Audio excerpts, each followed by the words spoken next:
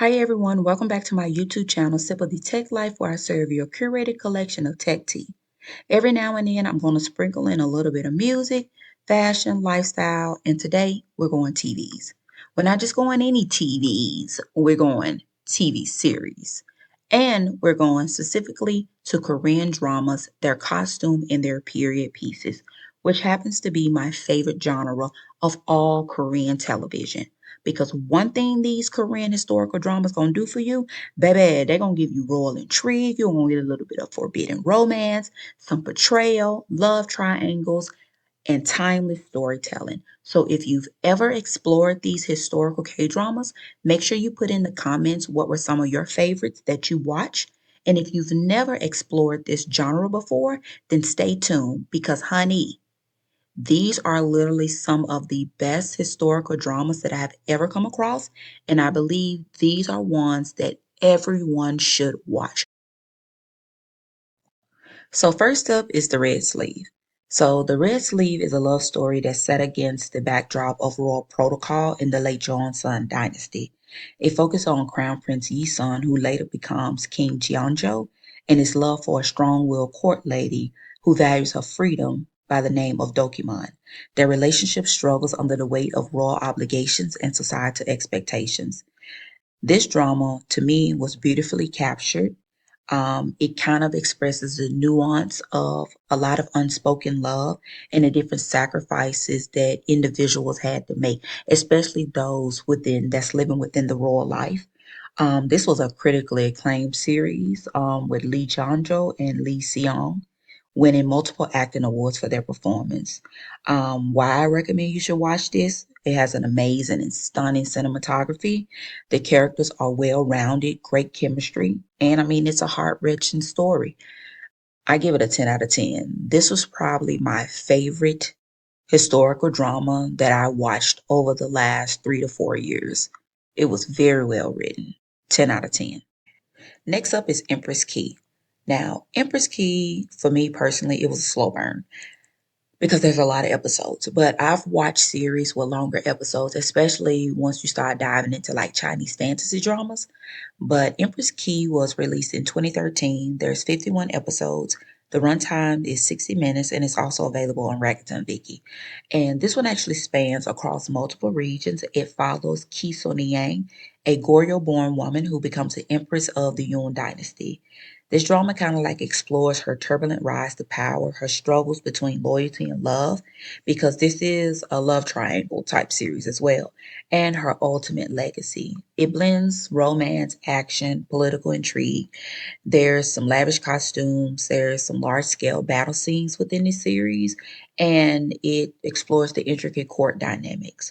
The main actress did a phenomenal job by making sure that her character was not only fierce, but the storyline was very compelling and it's epic scale. So this is a must. I wouldn't give this a 10 out of 10. I would give this more like I would say a 7 out of 10. I actually stumbled upon this one, which is Lovers in the Red Sky. I think I was just looking for something else to watch, and so I decided to give this one a chance.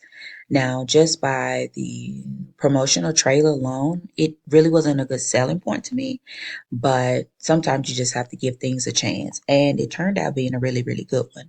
So this one actually released in 2021. There's 16 episodes, and the runtime is about 70 minutes and it's also available on Rakuten Viki. So this is actually set in the Dan Dynasty, which is a fictional version of the Joseon. This drama tells the story of a gifted painter and a blind astrologer cursed with a demon inside of him.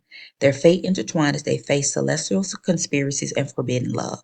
So this particular series is a rare blend of historical drama and fantasy, but it has a heavy focus on artistic expression and mythology. So, if you're into stunning visuals, fantasy elements, and great chemistry between the leads, I highly recommend you watching this one. I give this one an 8 out of 10.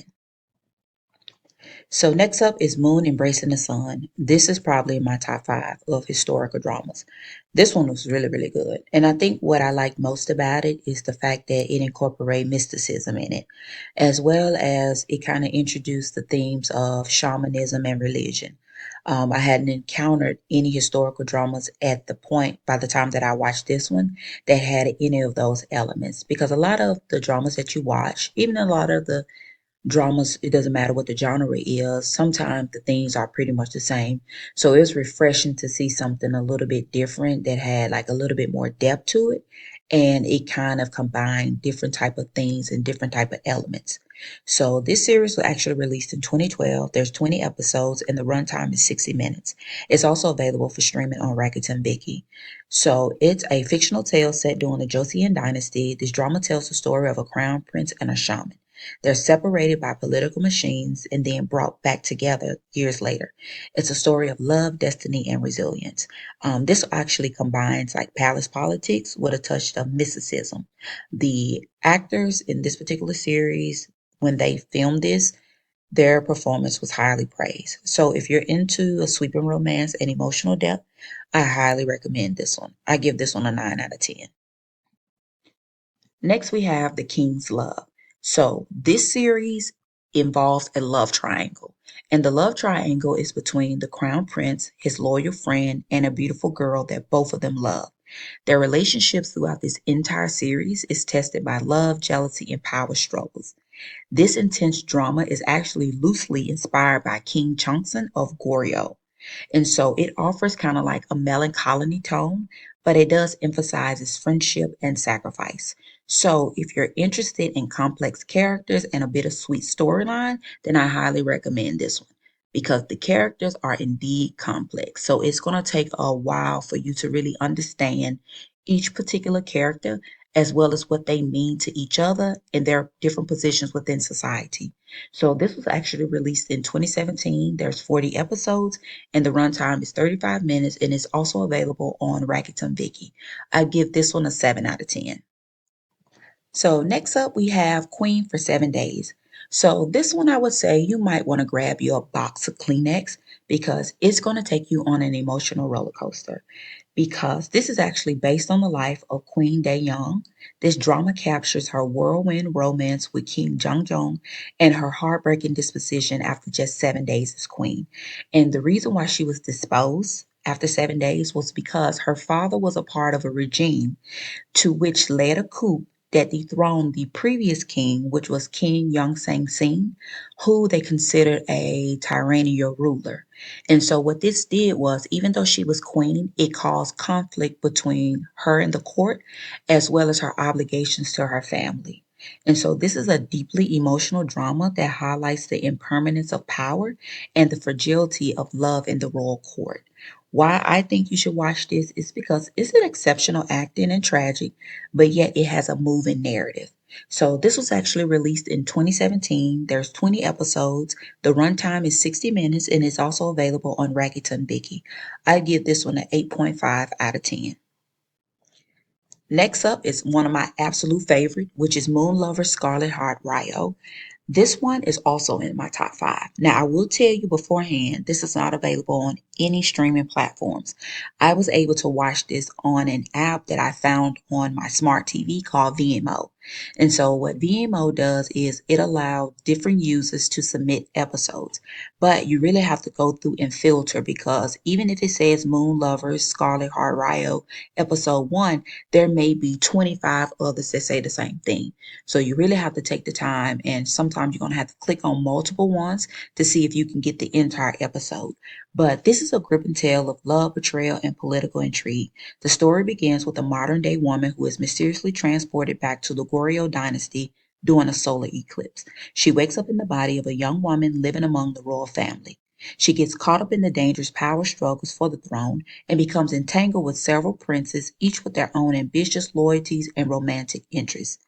The drama also follows her relationship with royal princes, particularly Wang So, the mysterious and misunderstood fourth prince, and Wang Wok, the charming and kind eighth prince. As the succession crisis intensifies, she witnesses firsthand the sacrifices and heartbreak that come with royal power, leaving a lasting impact on her and the people she loves.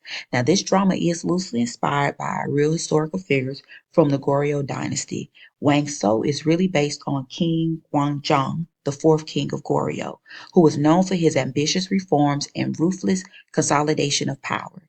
This series portrays Wonso as a scarred and lonely prince who becomes a strong yet feared ruler. While many liberties are taken with historical accuracy, the political intrigue and the royal conflicts reflect the turbulent era of the Goryeo early monarchy.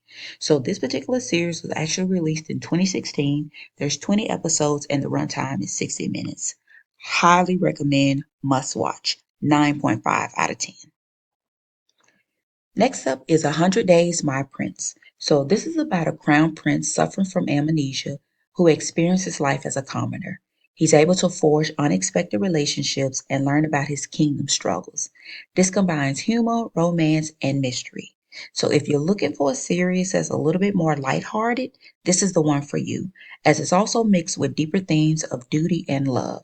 This was actually released in 2018. There's 16 episodes and the runtime is 60 minutes. It's also available on Rakuten Viki. I give this one a 7.5 out of 10. Next up is The King's Affection. I really enjoyed this particular series. I found the storyline to be very intriguing and a bit fresh compared to some of the things that you typically see in historical dramas. So, this is the story of a gender disguised and forbidden love where a girl takes her deceased twin brother's place as the crown prince. This is a captivating story that's set in the Joseon dynasty, but it blends themes of identity, love, and power. The drama begins with the birth of royal twins, which during that time was an ominous sign in Joseon society.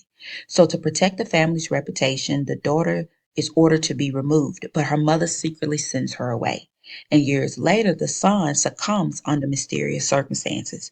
So, to protect the throne and the royal family's secret, the daughter is brought back and disguised as her deceased twin brother to take his place as the crown prince.